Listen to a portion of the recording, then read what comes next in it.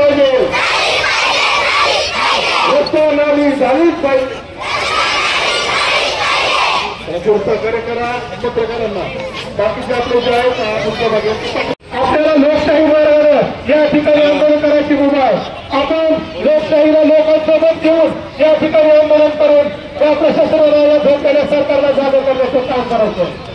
तसेच आपण बघतो की ज्यावेळेस नागरिकांनी निवेदन दिलं आणि सांगितलं की या रस्ता 8 ऑगस्टला या ठिकाणी रस्ता रोको करण्यात येणार आहे.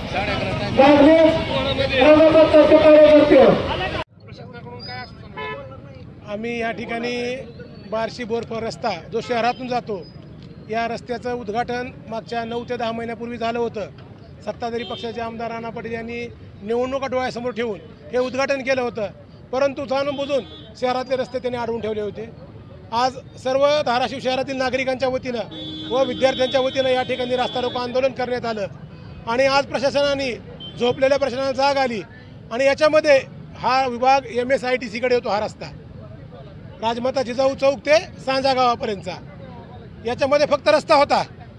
आज त्यांच्या विभागाचे इंजिनियर आले आणि त्यांनी सांगितलं की याच्यामध्ये ड्रेनेज नाही, म्हणजे दोन्ही बाजूनं नाली नाही, फुटपाथ नाही, स्ट्रीट लाईट नाही, डिवायडर नाही.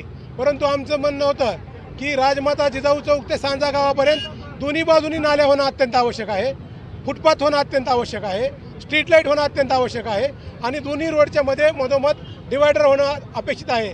तर त्यांनी ते प्रपोजल पाठवलेलं आहे आणि ते पण कामं या कामामध्ये इन्क्लूड करून या रस्त्याचे कामं 25 ऑगस्टपासून ते कामाला सुरुवात करणार आहेत असं त्यांनी आम्हाला लेखी आश्वासन दिलेलं आहे.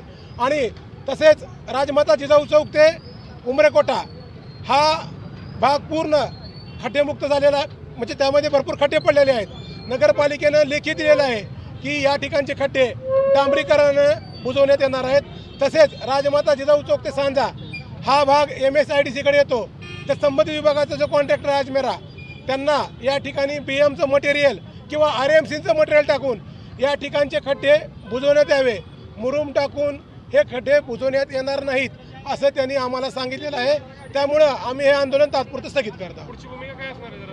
जर हे आमच्या जर मागण्या मान्य नाही झाल्या तर आम्ही MSIDCचे जे अधिकारी आहेत त्यांच्या तोंडाला कळा लावल्याशिवाय राहणार.